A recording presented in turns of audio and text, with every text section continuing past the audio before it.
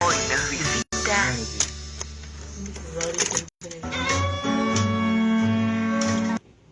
Y otros giles estaban repintando por negacionismo. Las abuelas anuncian al mundo, otra nieta han restituido. Sí. Y para festejar nos fuimos a pintar 139 panuelitos, para que nunca se olviden, mi amigo, que no nos han vencido. Verdad y memoria, verdad y memoria, verdad por los nietos y por su identidad. El negro andante haciendo una reversión de la bolsa y conmemorando lo que fue ayer la restitución de la nieta 139, que bueno, en la conferencia de prensa que hicieron las abuelas de Plaza de Mayo a las 14 horas, confirmaron que es hija de Noemí Beatriz Macedo y Daniel Alfredo Inama, bueno, ambos secuestrados en noviembre del 77.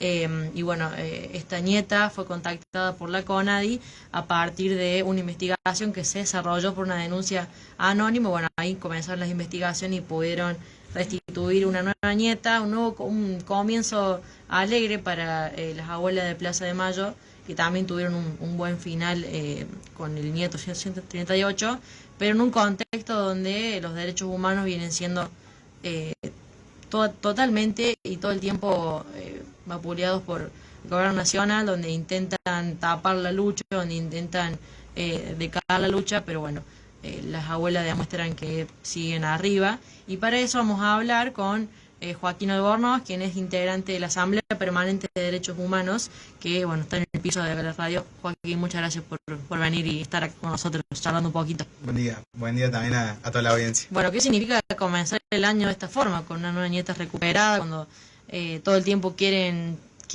bajar la lucha de los derechos humanos, intentan cerrar, bueno, intentan cerrar el centro cultural, Conti, bueno, un montón de medidas del gobierno para dejar atrás la lucha y que bueno, las abuelas siguen como lo hacen tantos años? Bueno, siempre encontrar un nieto o una nieta es una alegría inmensa, sea en el contexto que sea, pero bueno, justamente en este periodo, en los últimos tiempos que estamos atravesando en nuestro país, tiene un significado especial, digamos, ¿no? Porque tanto los nietos como los sitios de memoria, como los juicios y demás son como la prueba material de que en nuestro país existió evidentemente una dictadura, que en nuestro país existió un genocidio. Y que no es mentira nada, digamos, es puro negacionismo lo que quieren ocultar. Y que también se trató, como dicen las abuelas, que digo, fue un trabajo del cual ellas también digamos, son como las principales propulsoras, de que se trató de un plan sistemático de desaparición, tortura y exterminio, pero también de apropiación de bebés, que ya era una práctica que existía en nuestro país, pero que durante la dictadura formó parte de ni más ni menos que la fase ilegal del Estado. Bueno, en este caso fue un caso de apropiación de bebé, o sea, Noemí estaba embarazada creo de 6-7 meses cuando fue secuestrada. Y esta nieta estaba en manos de la fuerza, digamos, o sea, había sido apropiada por las fuerzas.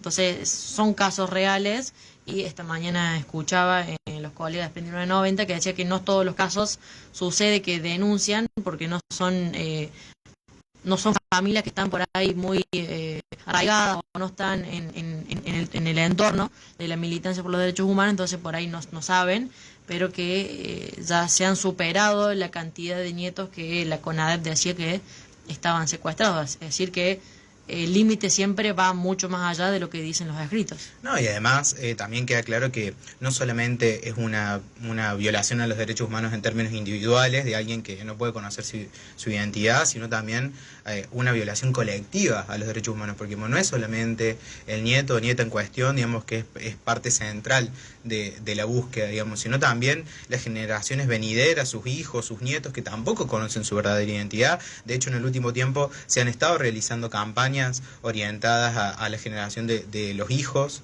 de esos nietos recuperados, para que también conozcan su verdadera identidad, la verdad de lo que sucedió con sus abuelos, y también poder interpelar a sus propios padres y decir, che, si tenés dudas o hay algo que no te cierra o hay algo que por ahí vos estás sintiendo que puede llegar a ser, bueno, no está de más acudir a abuelas, acudir a la Red por la Identidad. En Río Cuarto tenemos una Red por la Identidad, aprovechamos para mandar un saludo a Martín y a Caro que están trabajando en la red, y a partir de ese mecanismo se empieza a indagar. Obviamente tenemos, como decías vos, un retroceso profundo en lo que es el banco de datos genéticos, en lo que son las políticas de identidad, pero bueno, vale la pena seguir llenando esos bancos de datos, para justamente poder hacer entrecruzamientos más certeros.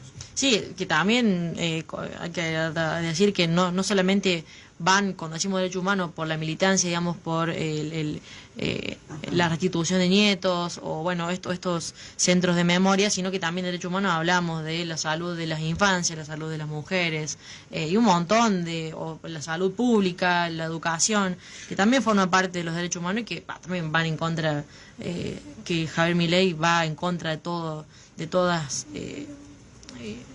o sea, todo lo que tiene derechos humanos, claro, ya no le gusta, y va en contra de eso. Justamente la lucha de abuelas tiene que ver con eso, digamos, justamente a partir de la lucha de abuelas es cuando se sanciona la Convención de los Derechos del Niño, digamos, se empiezan a contemplar cuestiones más concretas y demás en lo que tiene que ver con derechos de niñeces y adolescentes. Entonces, digamos, esa cuestión, a veces escuchamos en la sociedad que hay mucho de esto de, bueno, pero ¿para qué seguir con esto? ¿Por qué no damos vuelta a la página? Hemos tenido gobiernos en este país que han querido dar vuelta a la página. En este momento tenemos un gobierno profundamente negacionista. Que me da vuelta a la página y quiere cerrar el libro, básicamente, lo quiere tirar, lo quiere prender fuego. Bueno, digamos, acá está, justamente digo, ¿por qué seguir buscando los nietos? ¿Por qué seguir buscando los cuerpos de los desaparecidos? Justamente porque eso contribuye a fortalecer la democracia, a seguir defendiendo los derechos humanos, no solamente como memoria, verdad y justicia, sino como lo que decía May recién, un espectro también mucho más amplio, que es eso, pasado, presente. Joaquín, es un empujoncito quizás positivo, ¿no?, para adelante, en un contexto tan donde decía recién está tan vapuleada la militancia, tan criticada la militancia de derechos humanos. Esto, ¿cómo lo toman ustedes? Que esto de que se anuncia la recuperación de nuevos nietos, ¿cómo lo toman ustedes, digo, en este contexto, como decías, donde se quieren cerrar el centro de memoria, sitio de memoria, si quieren atacar los derechos de salud, de educación? ¿Cómo toman ustedes estas noticias que por ahí para algunos son insignificantes, pero imagino para la militancia de memoria es bastante importante? Bueno, en principio eso, una alegría, pero también, digamos, un bastión de lucha importante, justamente por esto que decía, ¿no?, que es como la comprobación material de que en este país existió un genocidio, existió una dictadura, que eso que nos contaron en la escuela o que vimos en los medios o de lo que se habla en la sociedad fue real. Y que se trató justamente de un plan sistemático en donde hubo alrededor de 500 nietos que bueno, algunos encontrados y otros que se siguen buscando, que no conocen o no conocieron su verdadera identidad. Entonces, en este momento, en donde estamos viendo que, por ejemplo, el gobierno nacional, ante una audiencia de la Corte Interamericana de Derechos Humanos, da vergüenza de la manera en la que justifica el vaciamiento y el desguace de todo lo que tiene que ver con políticas de derechos humanos, que son responsabilidades ni más ni menos que internacionales. Bueno, es un bastión importante para decir, bueno, seguimos presentes, la lucha se sigue multiplicando y ese es el desafío de acá en adelante. En ese desafío, ¿cómo es militar justamente estas causas en este contexto actual? Porque digo, como decías vos, en un momento donde el gobierno tiene justificaciones que no son justificaciones sobre el desguace y el vaciamiento de esto, ¿cómo es justamente trasladarlo a tus pares, por ejemplo, vos sos muy joven, a tus pares de edad, ponele, o más chicos? ¿Cómo es trasladar esa memoria que ustedes tanto siguen militando a ellos? ¿Cómo se hace? Bueno, en principio, esto que nombraba es central, digo, poder primero discutir, intercambiar, debatir con compañeros, con compañeras sobre lo que implicó la dictadura, sobre lo que implica en la actualidad, y después tener a mano, digamos, el trabajo realizado alrededor de los juicios, que también vienen en un proceso de de desguace, digamos, las querellas que tenía la Secretaría de Derechos Humanos de la Nación ya no están firmes como antes. Entonces digo, hay ahí sobre todo un debate y una discusión para dar con nuestra generación que tiene que ver con debatir qué significa hoy el genocidio, qué significa hoy la dictadura y qué de eso tenemos para aprender, para seguir construyendo y bueno, viviendo en esta sociedad. ¿Y ven a las nuevas generaciones, a los más jóvenes predispuestos a dar ese debate? Como, por ejemplo, aquí en Río Cuarto o en Córdoba, quizás que también fueron sitios bastante donde más se tocó quizás ese tema de la dictadura.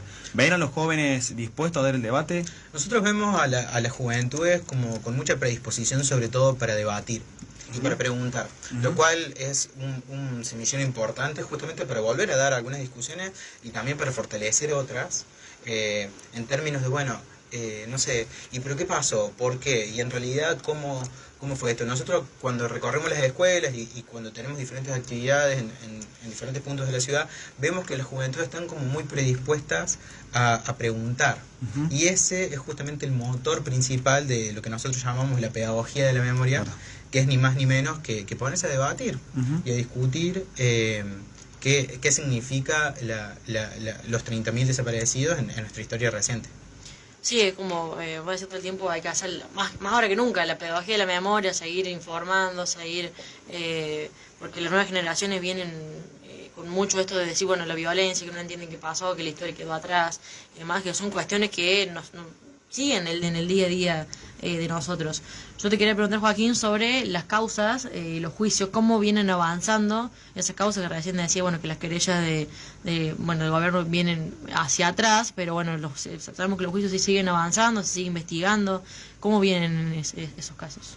Bueno, justamente la Asamblea Permanente por los Derechos Humanos es querellante en más de 35 juicios en este momento a lo largo de todo el país. Nosotros en Río Cuarto somos querellantes también en la causa Gutiérrez, que es la de hechos sucedidos en Río Cuarto y la región. Es una causa que se viene tramitando junto con otras, digamos, que también están juzgando hechos de la provincia y que básicamente demuestran ni más ni menos que el libro no está cerrado y la búsqueda con los juicios no es justamente clausurar la historia, establecer culpables y decir, bueno, esto ya está. Los juicios son justamente una oportunidad para seguir debatiendo, para seguir abriendo preguntas y para seguir conociendo la verdad. Entonces, muchas veces escuchamos que hay algunos referentes que por ahí dicen, bueno, con los juicios ya estábamos y más, y en realidad los juicios son un punto de apertura más para seguir multiplicando la lucha y te diría como una posta más de tantas que vamos a seguir profundizando. Evidentemente hoy en el movimiento de derechos humanos tenemos nuevos desafíos también que tienen que ver con lo que decía May, poder justamente articular esa lucha de los desaparecidos, esa lucha de los 30.000 con los derechos humanos que hoy nos faltan en el presente, porque justamente esos 30.000 eran luchadores y militantes de esos derechos humanos que hoy estamos reclamando. Nosotros tuvimos un año profundamente atravesado por la lucha por la educación pública, tenemos un año profundamente atravesado por la lucha de gremios y sindicatos por despidos o por diferentes circunstancias.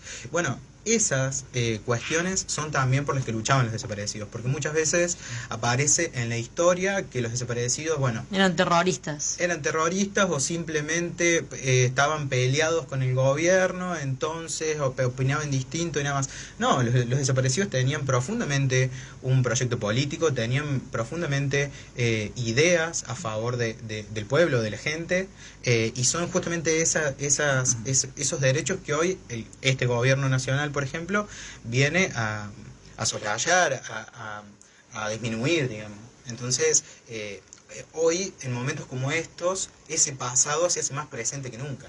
Sí, o busca callar ideas, callar voces, también como sucede con esto de querer, bajar una canción infantil de una plataforma, o decir, bueno, libros que se prohíben, libros que, prohibir libros es como volver a decir, ¿por qué callar o censurar voces? Y hay muchos hablan de lo que es una democracia que la llaman medio como, no le llaman dictadura porque es muy fuerte, pero una democracia light, algo así por decir, que, bueno, mira, sí, tenemos democracia, votamos, vamos a hacer esto, pero hay un montón de cosas en las cuales nos están censurando, digamos, vivimos en una cultura del insulto, donde el que piensa diferente se le insulta y se lo busca callar, bueno, en esas cuestiones hay que seguir apuntando fuerte. No, y también, perdón, hay que estar como atentos también a algunas analogías que se pueden trazar justamente con esto de un Estado autoritario, que tiene que ver con reinstalar las prácticas viejas de inteligencia en este país, que tiene que ver, digamos, con seguir estructurando leyes y herramientas jurídicas orientadas a perseguir a la militancia social y política. O con las fuerzas de seguridad también no sé, digamos, en un partido de fútbol, en una reunión social, digamos, tener la fuerza de seguridad ahí como todo el tiempo intentando controlar lo que uno va haciendo, es como, bueno, también... Bueno, y también tenemos la reciente discusión en torno, que también es una discusión que se había dado en el gobierno de Macri respecto de la intervención de las Fuerzas Armadas en seguridad interior, que en realidad esa es una conquista de la democracia también, haber podido discernir entre seguridad y defensa. Y justamente la división entre el rol y la misión que tienen las Fuerzas Armadas y el rol y la misión que tienen las Fuerzas de Seguridad había sido una conquista de la democracia y que este gobierno viene a implementar nuevamente. Nosotros siempre decimos, o siempre se dice que estos modelos no cierran sin represión. Bueno, justamente lo que quieren es deslegitimar la lucha de las abuelas y las madres y de los derechos humanos, justamente para volver a legitimar la violencia del Estado. Digo, hay una serie de lógicas que son más presentes que nunca.